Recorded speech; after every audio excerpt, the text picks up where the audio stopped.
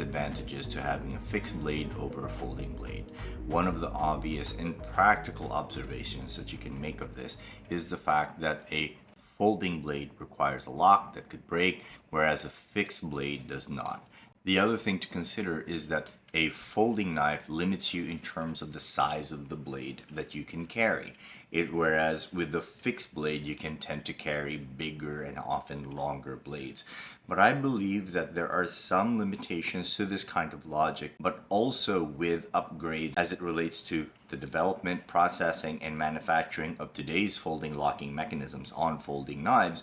I think that you're going to find that there may actually be some distinct tactical and martial advantages to a folding knife. In the process of constantly refining my estacado method, what I have found that especially with today's much improved design and manufacturing processes as it relates to folding knives, the issue of lock failure is becoming less and less of a concern. In this day and age, what I have found, at least from a tactical and martial perspective, that there are some distinct advantages of folding knives over fixed blades as it relates to tactical and martial applications. Let's take a look at this medium-sized SOG buoy. From what I understand, these are the exact dimensions of the type of medium-sized buoy knives that were used by the Special Observations Group in Vietnam. So this, I believe, is about 5 to 5.5 inches in terms of blade length.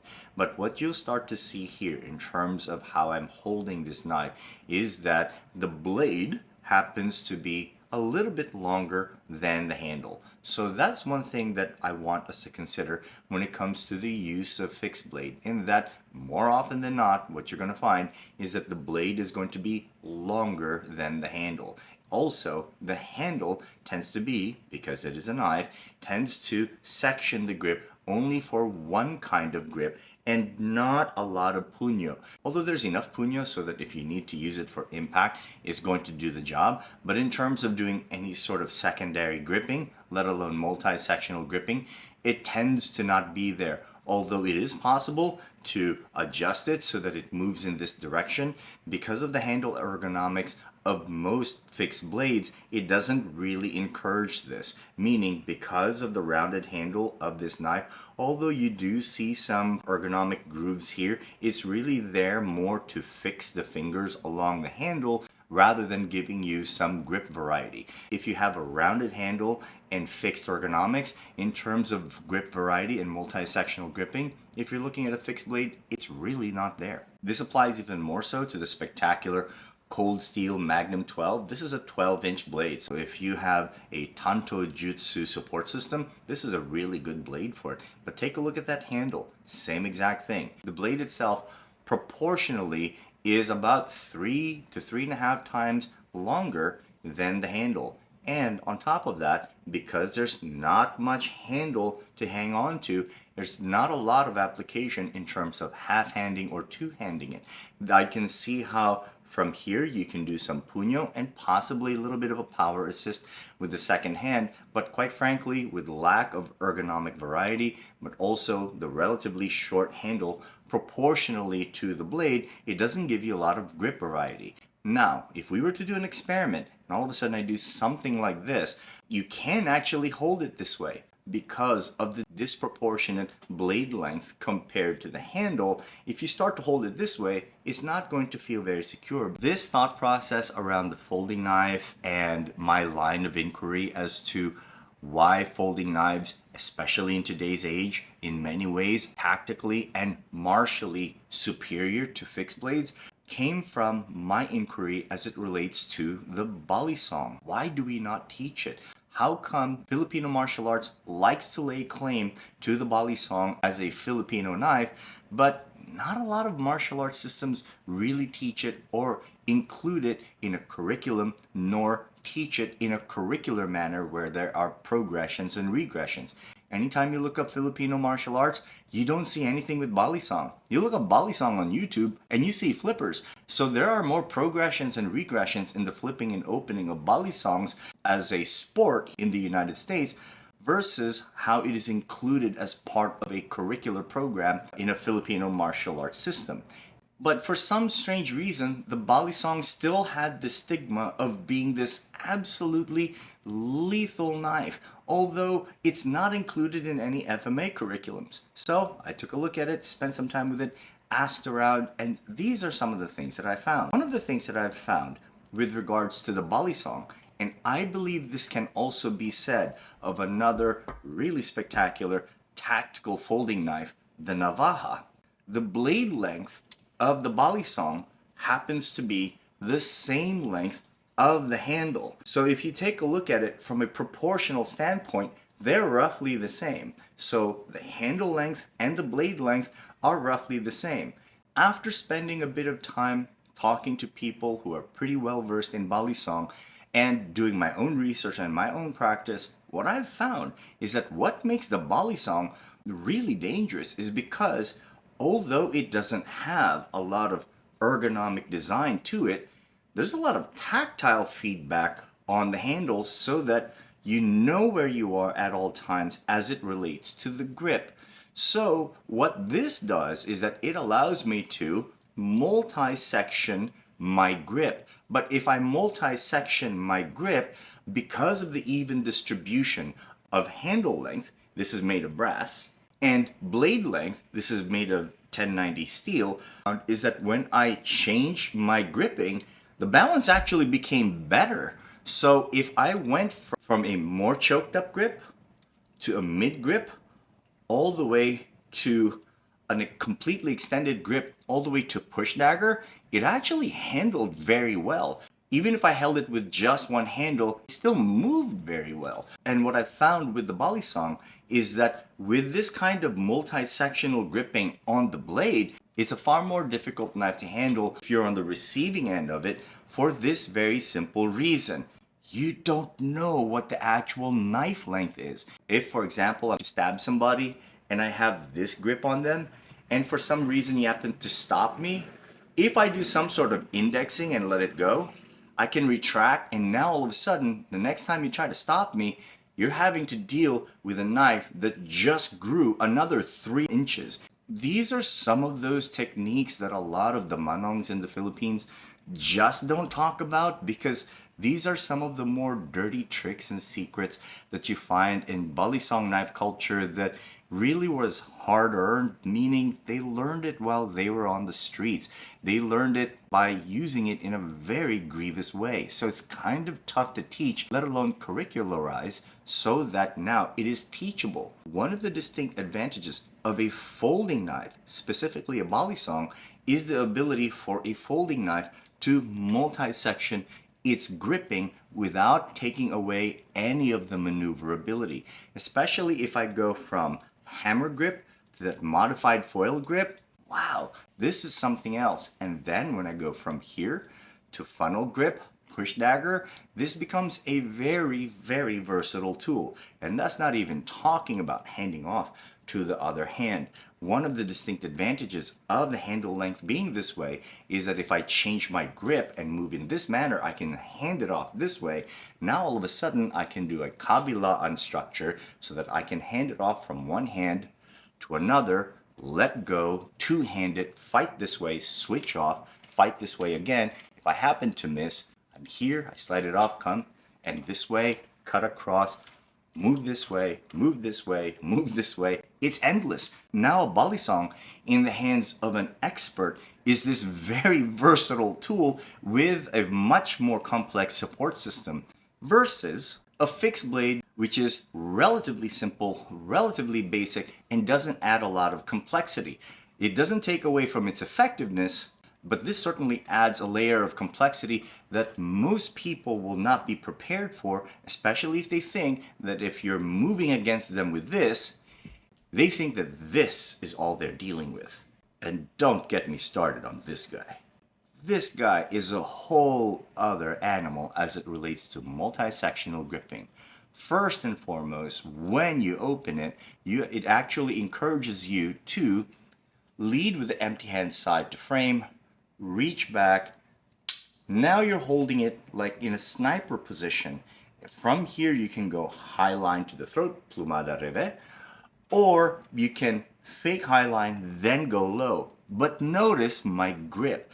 I am holding it in a modified foil grip at mid-range, so that if I need to change my range, my index finger goes and chokes up, and now I can switch it to the other side, and the length is now that much bigger.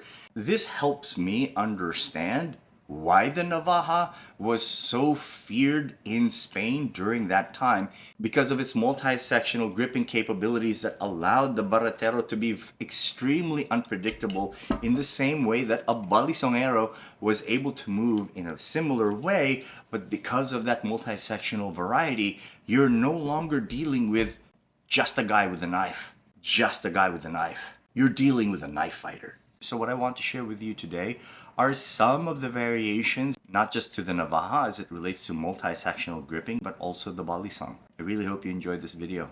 Thank you for letting me share. Let's first do a comparative analysis between the Cold Steel Magnum 12 Tanto and the Cold Steel Espada XL, two fantastic blades that actually are very similar in terms of overall length.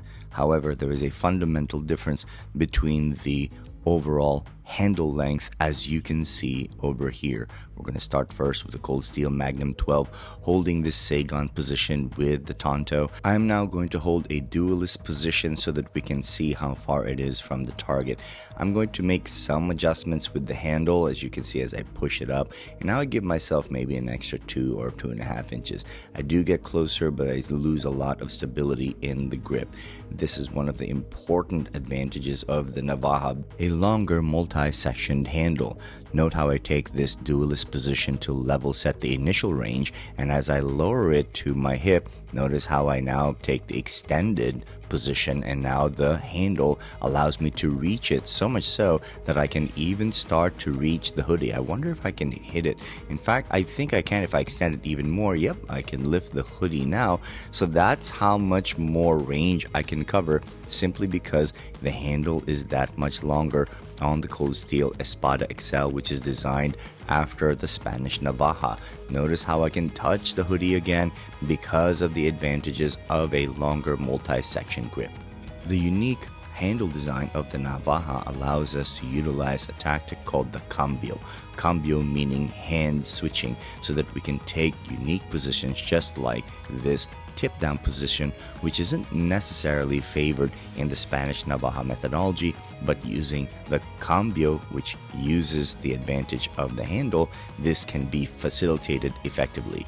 The majority of Navaja techniques comes from mid-gripping. So when we open it in the traditional manner, notice that I'm already in this sniper position, so I can use either a hammer grip or a saber grip to facilitate thrusting or slashing. And as mentioned in previous videos, I can also use that modified foil grip to use the plumada revés technique. But the majority of those techniques come from holding that Navaja in that mid-grip position, so that multi-sectional gripping can occur primarily with the same hand for the purposes of simplicity, but also to manage the range primarily with just one hand. So note how I do the mid grip, but then from the same hand change it, so now it is a much longer blade, so that I made that change so that when I go ahead and do this thrust, I can cover that much more range. However, in the natural flow of a fight, a lot of times we end up in close range, and I believe this is where one of the distinct advantages of the Cambio technique starts to come in, because in the Cambio technique we can start to now facilitate that earth grip position, which is not favored for long range but really very good in short range. One, for the purposes of deceptiveness, but also number two, we can now start to attack the back, which happens to be one of the targets of the Spanish Navaja methodology. We can try to utilize the same flow with the Tanto, but notice I don't have much of a grip to section it. I have to grab my own hand, and if I try to go ahead and multi-section, I really don't have a lot of safe options. Yikes. So if we go back to the Spanish Navaja, let's take a look again at the Cambio technique. Notice how I can start to create some ruses with the variety of multi-sectional gripping for the Navaja allows me to change the range using the Navaja with just one hand. But one of its distinct capabilities is it allows me to use the Cambio technique very easily, especially if I want to use it in a tip down fashion, and then switch right back using the Cambio so that I can go back into long range. So what the Cambio technique does in the Spanish Navaja is that it makes the grip orientation and blade orientation all but negligible, because as I regrip, I can also change the range, because see how I don't have much distance I can cover using the mid grip. But if I use that multi-sectioning capability and combine it with the Cambio, even the tip down attack can cover a lot of distance. This is what makes the Navaja so notoriously dangerous, because of its capability of covering the range and being deceptive. It's how the unique multi-sectioned ergonomic lengthened design of that handle actually dictates